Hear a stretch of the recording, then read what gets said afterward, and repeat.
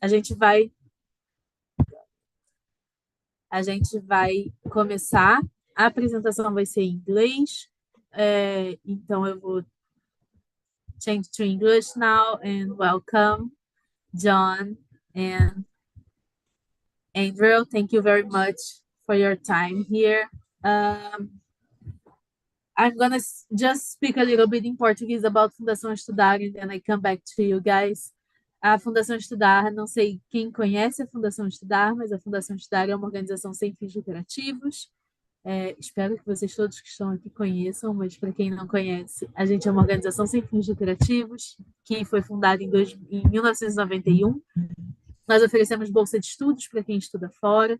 Temos 2 programas de bolsa de estudo, um que é só para graduação e um para graduação, mestrado e doutorado em qualquer país do mundo.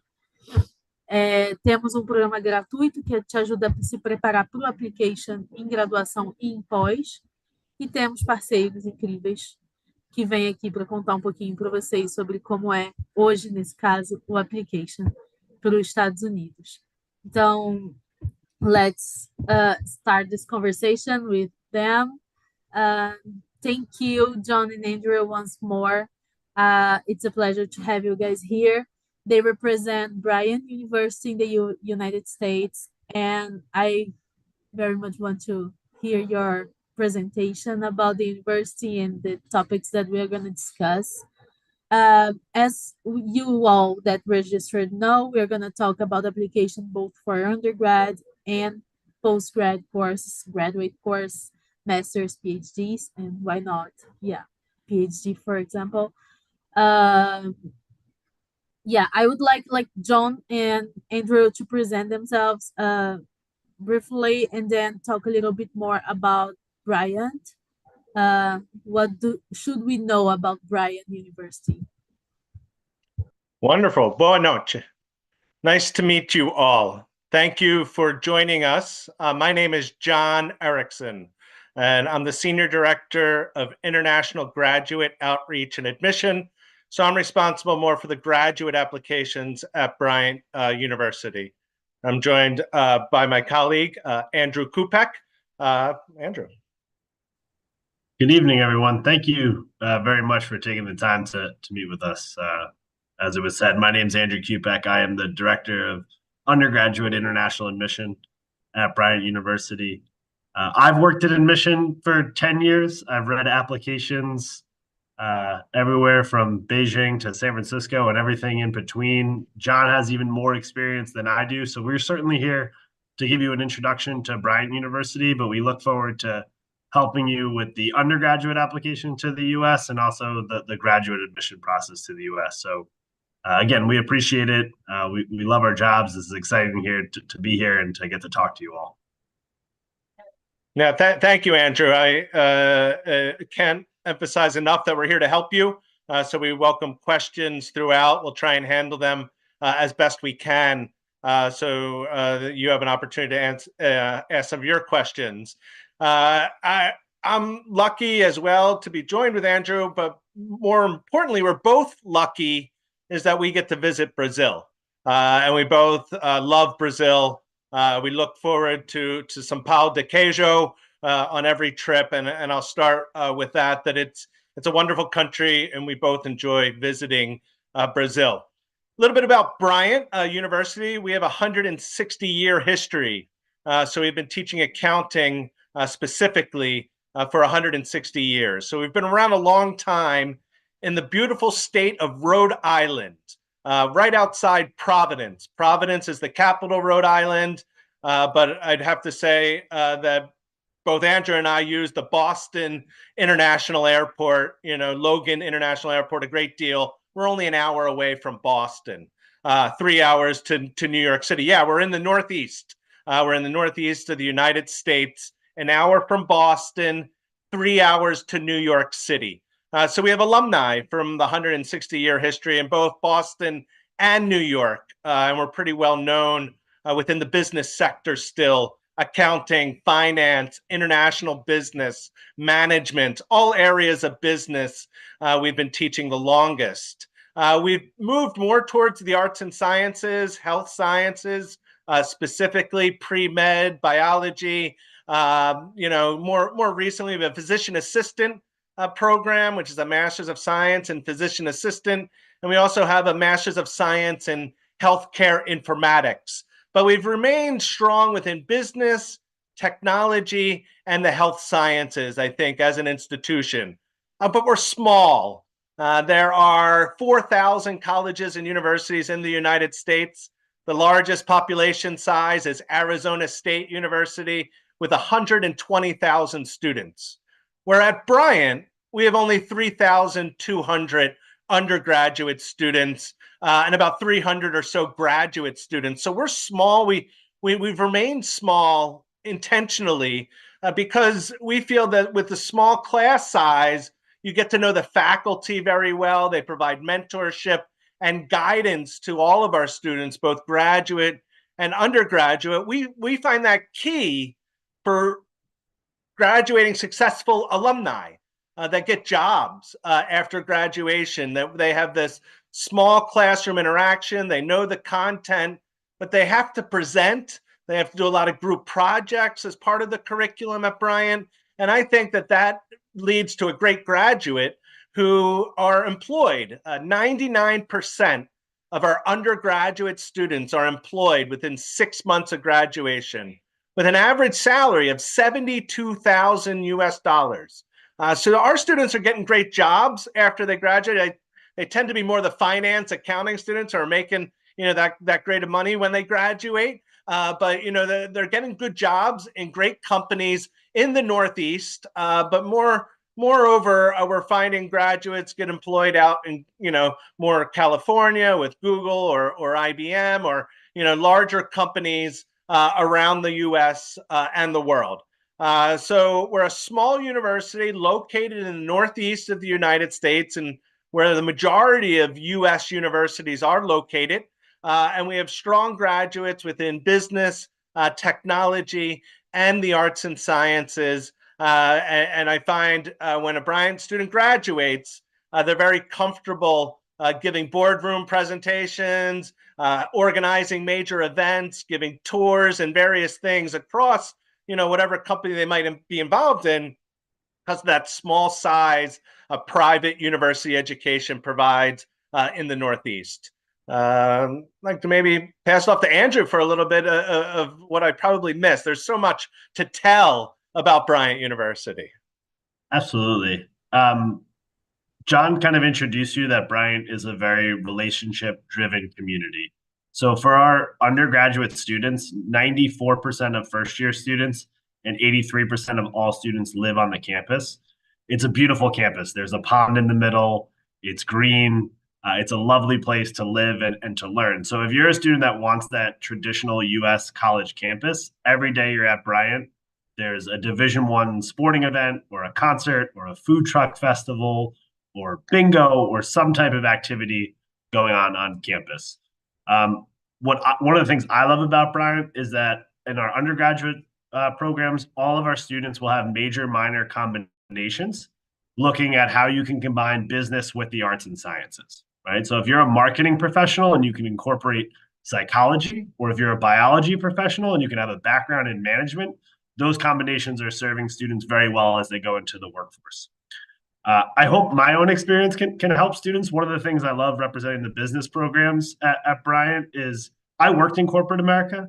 I have an MBA. I have a business education from another school, not Bryant. And when I reflect on my business education, it was very theoretical, right? And one of the things I love that Bryant does is we give our students at the graduate and the undergraduate level so many hands-on experiential learning opportunities. So when they go into the business world, they know what they want to do, but they also have the experience to impress business employers. And I also like the fact that Bryant has really evolved as business evolves as well. We've placed an emphasis both at the graduate and the undergraduate level in data science, opening up opportunities in fintech, digital marketing, supply chain management, machine learning, robotics, artificial intelligence, and making sure that our students are really prepared to succeed in 21st century careers. John and I are always there to help you. If we can help you learn more about specific graduate or undergraduate programs at Bryant, learn more about the campus, connect you to current students to alumni to professors, and really show you what a personalized education is in the U.S. But we hope that introduction helps a little bit learn more about Bryant University. The one thing I forgot, Andrew, and the campus reminded me is certainly athletics. We've been really dominant within athletics for a small school. I know that there are some maybe football players in Brazil or soccer, as we call it in the United States. But our soccer team, football team, has a game against URI, the University of Rhode Island, this evening. Very exciting for our university to be playing Division I sports in 25 different sports. So if you like athletics, you like sports, I think it's a nice environment, nice campus. I just wanted to mention that. Great. I guess we have a good perspective on how is the university. I never been to Rhode Island before. Yeah, so it would be nice to visit. I don't know. I have like an image of a very beautiful place to be. So it could be not true, but that's the image that I have. I'm gonna check at some point and visit you guys. But given the timing of this webinar, of course, we chose an important topic to discuss, and it is application. Like Brazilians are right now, the undergraduate candidates are right now like defining their college list and preparing themselves for the early application and getting everything done for the regular as well. And for the graduate candidates, they are, of course, for sure, like getting everything together as well to apply soon. So we would like to discuss a little bit more like what are the main steps in the application process for a university in the US? How would you guys like define the process?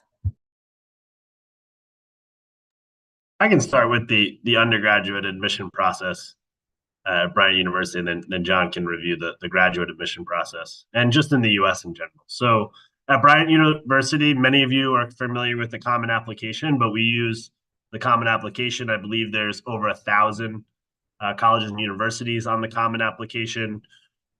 That application will include your biographical information, your activities page, and your essay. There's 7 different Common Application prompts. That essay is limited to 650 words. So my general advice is to be specific. Pick a topic that gives us insight into your personality, who you are, and things that are important to you. But make sure it's something that we can't find on another piece of the application. And then once that Common Application is submitted, include your activities and your essay, like I said, we also require 1 letter of recommendation. And that letter of recommendation should be from a teacher or a counselor, someone within your school that can speak to your academic potential and your academic performance. From there, Bryant does require an English proficiency test.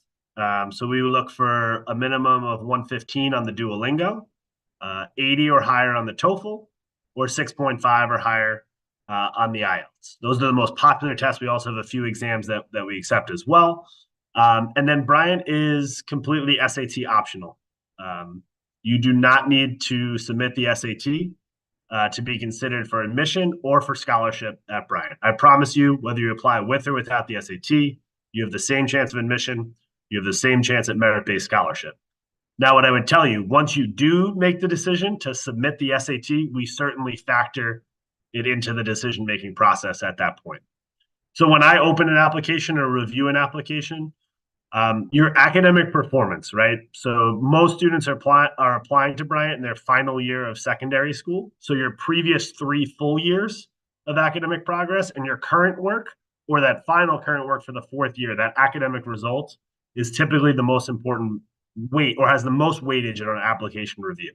We also try to evaluate your strength of curriculum, right? So what curriculum does your school offer, and how did you maximize that curriculum and what's offered to you? We also pay attention to academic trend. If your grades are improving, are they going down? Are they staying consistent? And that is, again, the biggest weight in the process. But then we read your application, we read your essay, we offer optional interviews. I'd be happy to do an interview with you. It's a great way to add contextual information to your application process. All right. So all the information we have, it's a holistic review. But again, the academic results are the most important factor. Students are automatically considered for merit-based scholarship when they do consider that application review. So I always tell students, when we review your application, we're considering you for admission to the university, we're considering you for merit-based scholarship, and we're also considering you for the Bryant Honors Program as well. John, you want to talk a little bit about graduate admission? Yeah, thank you, Andrew, for that overview. I think we look holistically as well at the graduate level, which is the key takeaway, is that, of course, there are the grades that are most important, the transcript, but then there are other things like the essay, the resume, the, letters of recommendation. I saw some questions go up about that, but I'm going to back up a minute, I think, and talk a little bit before applying slightly, because there were some questions around this, is maybe choosing a university. There's so many choices, right? And 4,000 colleges and universities in the US to choose from. So the location, the setting, the size, and do they offer your academic program? Not only that, are they good at your academic program? So looking at yourself a little bit, at your average GPA, your English proficiency tests, what your kind of CGPA might be at the university. And we understand the grading scale in Brazil is different than the United States. And so that's not as important, but what's good is the average, your average GPA or CGPA at university. That's what comes out first, I think, to someone in the admission process. And so certain universities are very selective. You've heard of Harvard. You've heard of that top university. They only accept maybe 4% of their applicants. So it's a very challenging. So you need to know your profile and what you're looking for. Some of these variables I mentioned, size in a city, outside a city, because that comes characteristics of the university. Someone said, we're in the Northeast. We are, and we have all 4 seasons. So if someone doesn't like snow, Rhode Island might be difficult for that Brazilian, possibly. And, so you need to think about where in the US, what kind of setting, and then you start to whittle down the applicants or the universities you're going to apply to. And like Andrew said, the common application is the first step.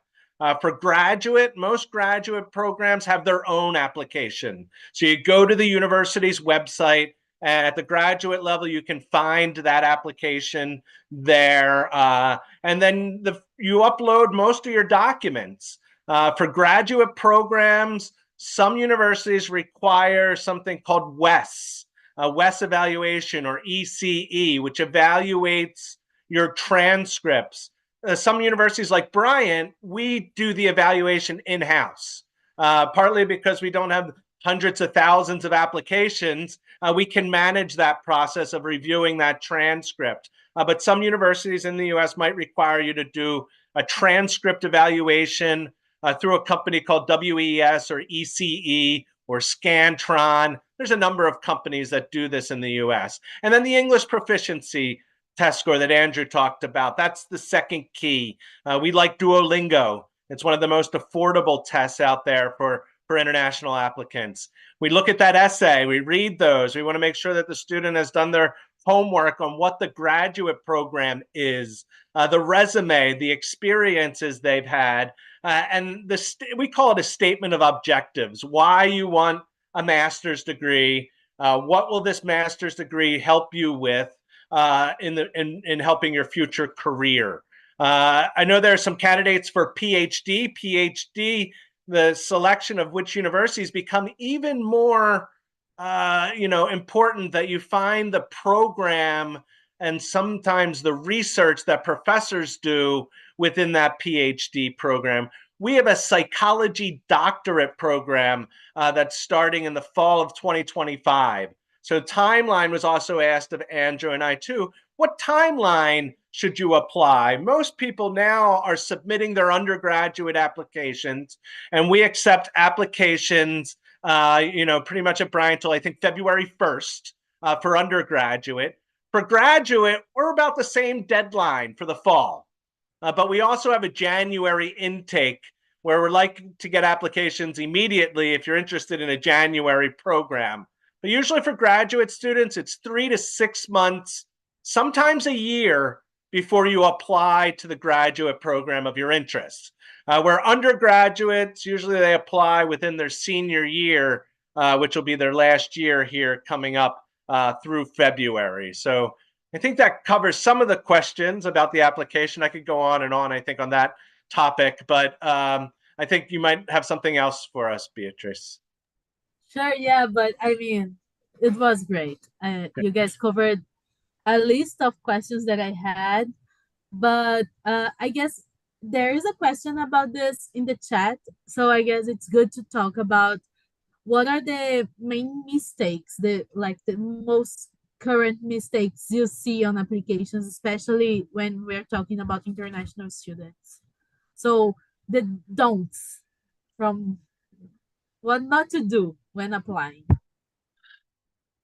I can start. And just a few thoughts I had from some of the questions in the chat. Regarding SATs, it's also important to know a lot of U.S. universities have gone SAT optional. Some U.S. universities have started requiring the SAT again, but I'm also in Panama right now with a lot of U.S. universities. There's also some U.S. universities which are something called test blind, which means even if you don't submit your even if you submit your SAT, they won't factor it into the decision. So it's important to know each university and their test SAT policy. There was a question about gap year students. If you're a gap year student, just explain to me on your application what you've been doing in that gap year. There is nothing wrong with taking a gap year. In some cases, it's awesome for students to feel better as going into universities. Just explain how you spent your time during that gap year. But also some things not to do on the application.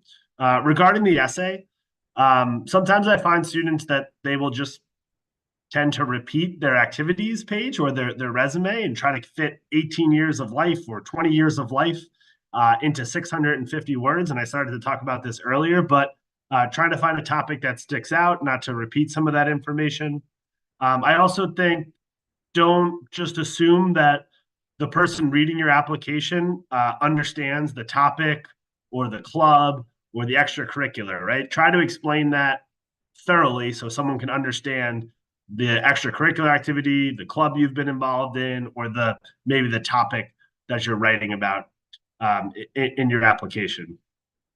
This doesn't happen too often, but if you're submitting material to Bryant University, make sure to double check and to edit and make sure that you're not using another name of the university. I don't think we would reject your application because you mentioned another university, but sometimes we see students using the names of other universities in their essays or their additional information section.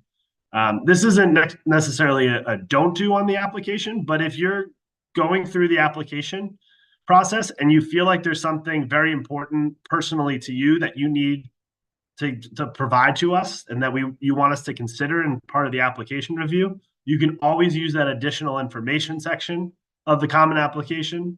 You can always write us an email, or again, we do offer that optional interview, which is another opportunity for you to explain context, right? So we want to try to give us as much context as possible so we can understand the trajectory of your grades, the things you've been involved in, and why you might be a good fit for the university. John, any other things not to do? I think that essay, you really hit the nail on the head with the essay, Andrew, and that's a key indicator of students' interest in your university sometime. And I've read essays as well at the graduate level where they're copying and pasting, and it just maybe doesn't make sense for the university that you're applying for. Not that it's reason for denial, but sometimes if there's a gray area, they certainly aren't going to help the student. So that essay is not only for us to know your background, your interest, what degree, and your future goals, but it's a writing sample. It also shows us, writing that you're able to write at the university level. So they're really reading those, and we can turn it in online to see if it's copied. So in today's world, right, you can copy things off the internet very easily. And it's institutions, they also use AI in the application review process sometimes in determining whether this essay was authentic or not, or it was on Wikipedia or something. And so they're able to determine that. So make sure you use, it's not bad to start with an outline, maybe using AI to write your essay, but certainly don't copy verbatim or exactly what you read that's online, because chances are a university can check on that. The other part of the application, I think is key for a student at the graduate level is that resume. You're giving a little bit more overview, not to say that students don't submit it at undergraduate. I'm sure they do as well, but the resume or CV shows your research history, possibly will show various companies and experiences or titles that you might have had. Not only is that good for the admission, it's also good for any graduate assistant or teaching assistant positions that might be at the university. So shifting a little bit to that scholarship that you might receive, as well as admission, and that resume or experiences that you list on the common application, not to repeat that, where at the, which Andrew said, this is more for the graduate student who has, some experience that they'd like to showcase as part of this application process. That make sure you spend some time on that resume. Again, it's another writing sample. It's a unique skill and sometimes industry specific writing example that's used within resume format, but spend some time on that in why this graduate degree makes sense for someone with your background, experiences, and so forth. If I had to weigh, or kind of put up percentages of what part of the application is most important, was kind of what the question was just asked. I'd have to say that transcript, as being at least 40 to 50%. Sometimes at some institutions, 90% of that review. If you don't make a certain threshold, that transcript, might eliminate you from admission. But then second, I would have to say that essay, resume, and the letters of recommendation. That there was a question if you couldn't get an academic letter of recommendation, we'd accept one at the graduate school, professional letter of recommendation, not related to your education.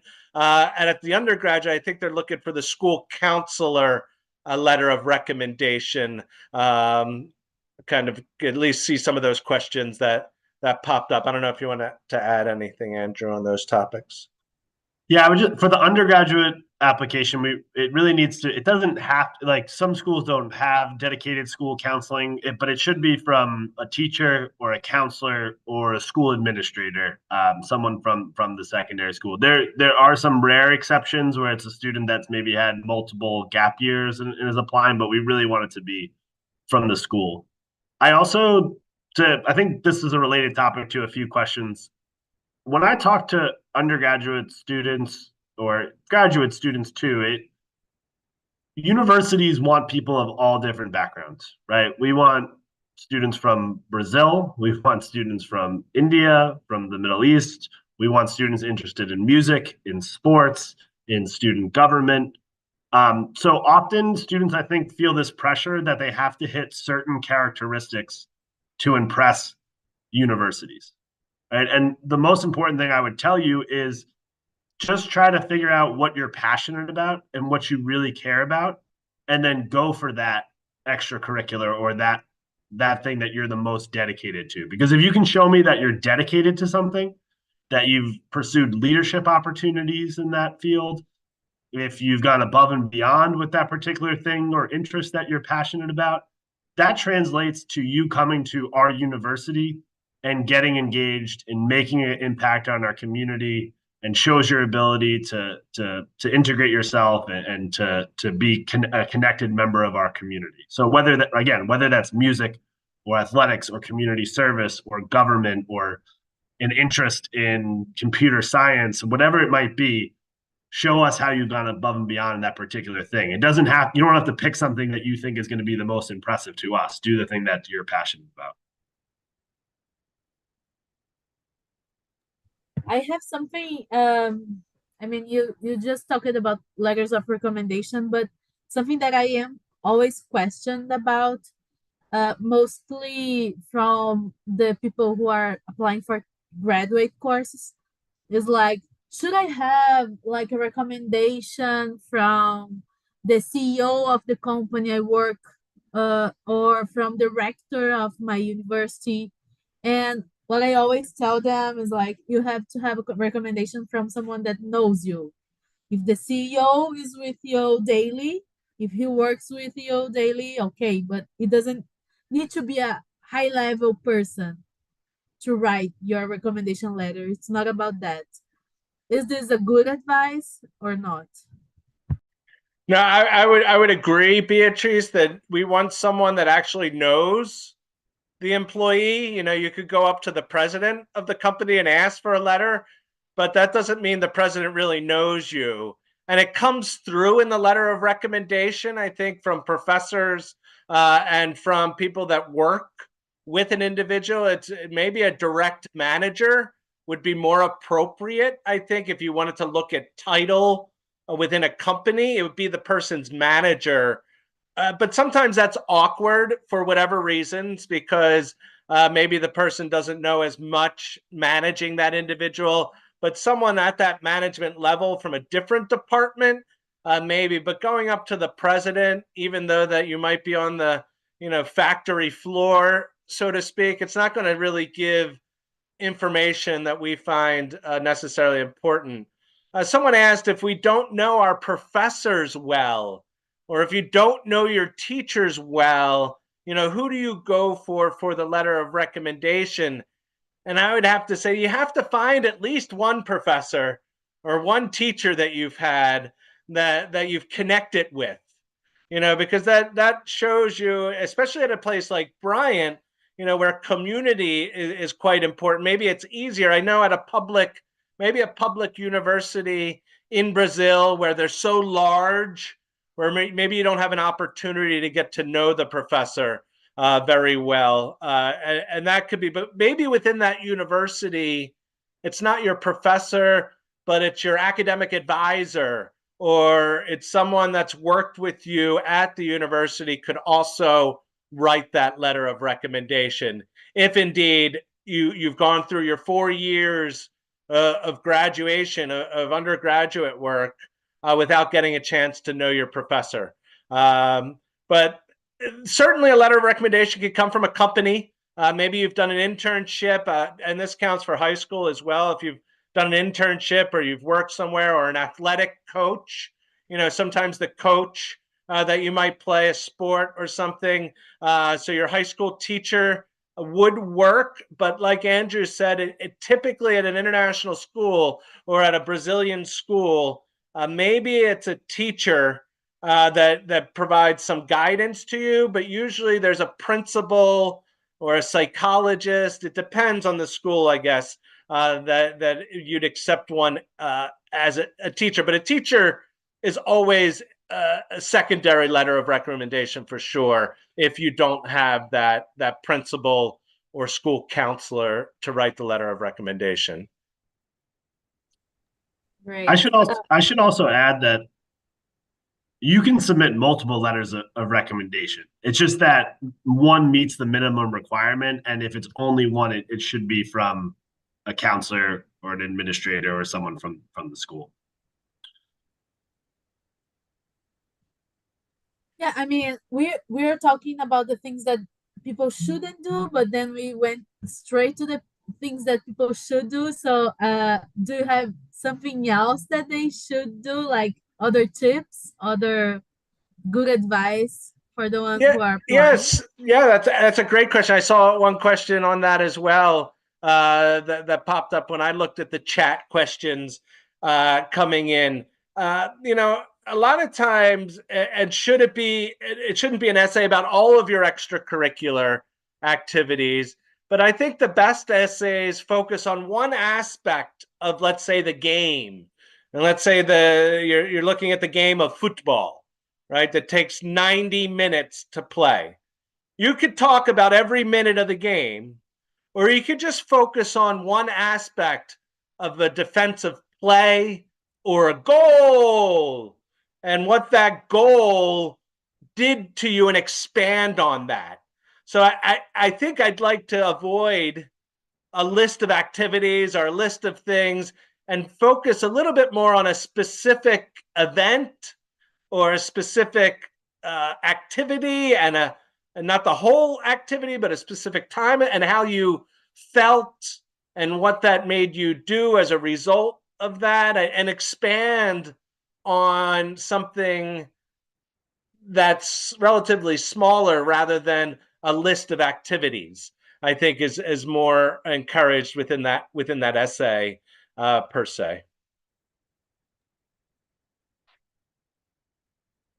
I would say a recommendation of what to do as well, and this goes back to the letter of recommendation topic. When you're asking a counselor, a teacher, an administrator to write a letter of recommendation for you, there's a good chance that a lot of other students are also asking them to write a letter of recommendation.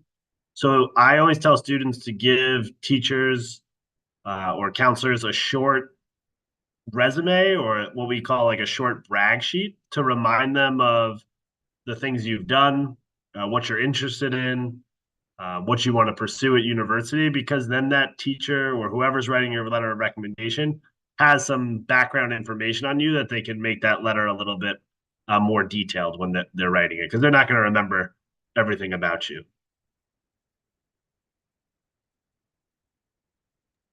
Great. Before we go to the Q&A, do you guys have something, like the idea is just to give people more clarity on the difference between the undergrad application and the grad application? Is there something else? You already talked about many stuff, but do you think, is there something else we should highlight to them to make it clear? Because we had almost 50% of the people registered interested in undergrad and almost 50% interested in grad. So it would be nice to like give a perspective on the general differences. No, that's a great split for having both of us here. I mean, it almost seems planned, like this was perfect. You know, with the grad, I think there's a lot of questions about the letter of recommendation. Certainly that's important. You know, who you ask. It can be an HR professional, like someone that you worked at a company with.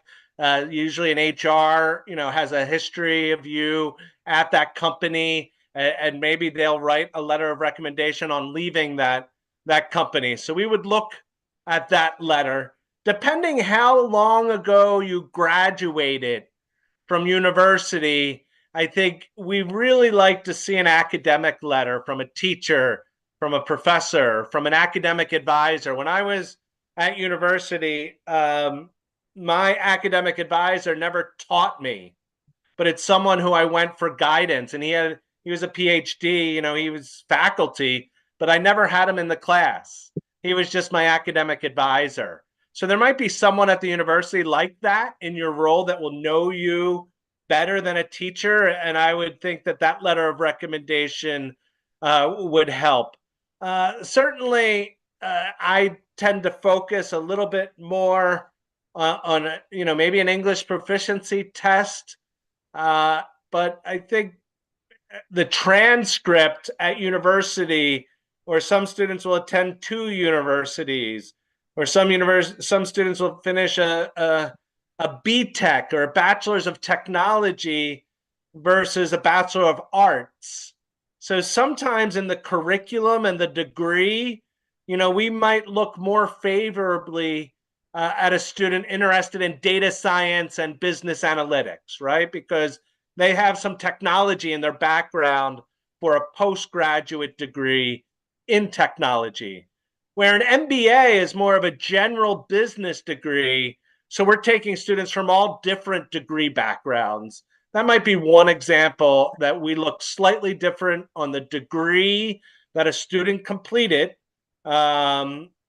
versus and their academic background a little bit differently at the graduate level in comparison to a high school record, I guess, is one big difference, I think. Andrew? Yeah. I was going to say something similar. And there are undergraduate programs in the United States where you have to apply specifically to the College of Engineering or the College of Business, or you have to apply to a specific major. But in the undergraduate admission process at Bryant, you don't need to declare your major until the end of your second year at Bryant. You can indicate what you're interested in majoring in, but we don't admit by program. We don't admit by college. You're just admitted to the university. And then once you're admitted, you can pursue any of the programs that we offer. So when we're reviewing undergraduate applications, I'm not as concerned of what specific courses you took in secondary school, but more of, can I predict that you have the academic background to be successful at our university, right? So for example, you could have never taken a psychology course, but I can predict that you have the academic skills to be successful at Bryant. You can come study psychology. Many of you probably didn't take data science courses in high school, but you can show a course and an application that will allow you to be admitted to the university and have the academic skills to be successful in our data science course, right? So at the undergraduate level, you're only 18, right? We're just trying to predict that you can be a part of our community, that you have the academic skills, the writing ability, the mathematics background to be successful in our curriculum. And then we'll teach you whatever academic subject that you want to pursue in the way that we know we have the expertise to prepare students in. Where John started to talk about this, and John's more of the expert than me, but where at the graduate level, you are applying more specifically to a program. You might have had work experience in that field already. You have more of a specific idea of why you're pursuing that particular program. At the undergraduate level, you might change your mind. You might switch majors. You might not know exactly what types of jobs that particular industry, that career path or that major leads to. And we're there to help you figure that out at the undergraduate level. Thank you. Now, I guess we can go to the questions. We have many questions on the chat.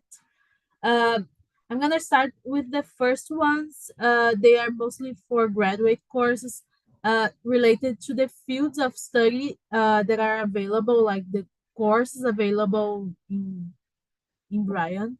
So maybe like they're asking about cybersecurity, generative artificial intelligence, civil engineering. I saw something about psychology as well. Do you have like a list, John, that you could share, or Andrew maybe, that you guys can share with them? Yeah, certainly. You could take a look at all of our academic programs through this program finder. It's pretty easy to navigate. Thank you, Andrew, for putting that up there. That certainly helps. At the graduate level, we have a little bit fewer options than my colleague Andrew can talk about. We have a business analytics, a master's of science in business analytics. We have a master's of science in accounting. We've been teaching accounting, as I mentioned at the outset, for 160 years. So that's a good program for CPA or working for the big four accounting firms located in the northeast of the United States. We also have an MBA, and the last degree is a Master's of Science in Data Science, which is really focused on AI, machine learning, large data, and that is applicable in any industry right now. Every company needs someone that understands data science, programming, artificial intelligence, because I think a company can benefit with a lot of that AI work that's being done. So that's the data science program. Data science, business analytics, accounting, and our Masters of Science in Healthcare Informatics, which is a blend between the healthcare and data, which is very needed in today's world. again, looking at AI within the healthcare field even, and how it's used within hospitals or within pharmacies and so forth, to determine efficiencies with drugs or surgical units or data in general. The healthcare industry has a lot of it. So this Masters of Science in Healthcare Informatics is a newer degree that's offered, a blend of technology and business, data science, business analytics, and then the MBA. And last but not least is a psychology D doctorate. It's a doctorate in clinical psychology. We don't have a master's degree in psychology. We offer it. It's pretty large at the bachelor's level.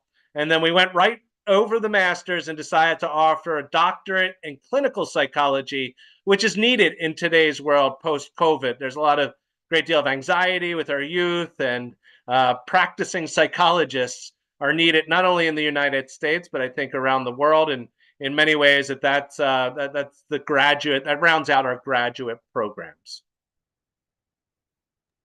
Perfect. I'm gonna go to Andrew now, I guess. We have many questions about extracurriculars. Do you want to take some minutes to talk about it? Yeah, definitely. Sometimes I joke that pretty much anything that tells us that you're not sitting on your couch after school and just watching TV, please, nothing wrong with watching TV. I love watching TV, but please put it on your application, right? If you are, of course, official clubs, organizations, service projects, extra academic projects through your school, those things are great. But we also understand that students around the world go to a variety of different schools with a variety of different options, right? We understand that maybe not all schools have the same offerings as others, right? So if your school offer those things and you're involved in it, that's great. But please also tell me about the responsibilities you have. If you have to work part-time, if you have to help support your family because both of your parents are at work and you need to help younger siblings. If you are really interested in the stock market and you've taken finance classes or you've taken online courses, I would like to know about that. If you are an athlete, if you are a musician, if you are participating in theater, if you have created initiatives to help others in your community, we certainly want to know about all of those things. If you've traveled across Brazil, if you've traveled outside of the United States and learn different things, please share that with me. Global perspective is an important part of what we try to do for our students at Bryant, and an important part of our curriculum. Yeah, again, so please share the information, right? There's some things that if you share, it might not make that much of a difference on your application, but everything you can share is an insight into your personality, who you are as an individual, and helps build that entire bigger picture of your application. If anybody has questions about particular extracurriculars or limitations of extracurriculars, happy to talk about that too. And then just to add, at the undergraduate level, again, at Bryant, we have a College of Business, we have a College of Arts and Sciences, and we have a School of Health and Behavioral Sciences. So everything from marketing, international business, finance, accounting, communication, arts and creative industry, health science, biology, psychology. There's over 200 different academic combinations at Bryant. And our newest program is actually sports industries, promotion and communication. We just launched that recently. We do have a 3+1 accelerated MBA program. We have a 3+1 accelerated Masters of Accounting program. So those are really good opportunities for business-focused students that want to get their graduate and their undergraduate degree done in 4 years. Thank you. Someone asked about financial aid. Do you guys want to cover that? Yeah, I'll start. The merit scholarship system at Bryant is the main source of funding for our students from outside the U.S. So our merit scholarship scale goes anywhere from $8,000 to $40,000 US per year. To be this is not a guarantee, but if you look at all of our students from outside of the United States, from Brazil, from across Latin America, a very high percentage of those students, if admitted to the university, you have to be admitted, are receiving some of merit-based scholarship. And to be honest with you, the scholarship range floor is usually higher for our students from around the world. It has a little bit to do with the way we evaluate your strength of curriculum. So I see the vast majority of Bryant students are receiving, at least for the undergraduate programs, at least $15,000 in scholarship per year, renewable for all 4 years. And again, that can go up to 40,000, right? So you're not going to get full tuition scholarship to Bryant, but many of our students are being supported with some funding to attend the university. We also do have a World Community Scholarship, which is a program that we try to look at students that are maybe on the lower or the middle end of our scholarship scale and provide them elevated scholarships because they meet certain global characteristics, certain business-focused characteristics, certain academic characteristics that we're looking for students at Bryant, and they're automatically considered for that as part of, or you're automatically considered for that as part of the review as well. At the graduate level, we do have merit-based scholarships that we review a student for, typically above a B+ average, which is about a 3.25 CGPA out of a 4.0 scale. We also have kind of graduate assistance positions that saves a student about $10,000 from their annual tuition cost. Unfortunately, we don't have full funding for international graduate students. We don't have them for Americans either. So really, students are responsible for covering their educational expenses. There are loans that are available to international students who happen to have family in the U.S. or close friends that will co-sign a loan with you at the graduate level. Some government loans are available sometimes through organizations like Fulbright or grants to help with paying some of the education. Maybe Estudar Fundação also has, some scholarship programs, but we don't have any full funding that's available unless you're the next Ronaldo. And you're really good at football because our soccer coach has some scholarship as well. So there is athletic scholarships that I think that we have at the graduate level. And I think Andrew might have some of the athletic scholarships as well. But we don't know what the next Ronaldo looks like, me and Andrew, because that's decided by the soccer coach. The coaches make all the decisions on athletic scholarship. So a student would need to reach out to both the admission office and the coach if they're looking for an athletic scholarship opportunity. Great. Thank you, guys. I saw one question about, my school don't know anything about the application. How can I do? I can tell you that Fundação Estudar has a course, the two courses actually, one for undergrad application and one for grad application, and in both of them we have like guidelines. It could be for the school if you're applying for an undergrad, or it could be for the university if you're applying for a grad course, but we have like guidelines talking about school profile, letters of recommendation, common app. We do have like a manual so you can take it to your school and they can learn from there. It's a free course. We're going to send you by mail after this event the links of the course, but if you wanted to take a look right now, it's Prep Graduação Online. I'm going to write it down on the chat. I guess we're hitting to the end. Do you guys have like a final message you want to give to students?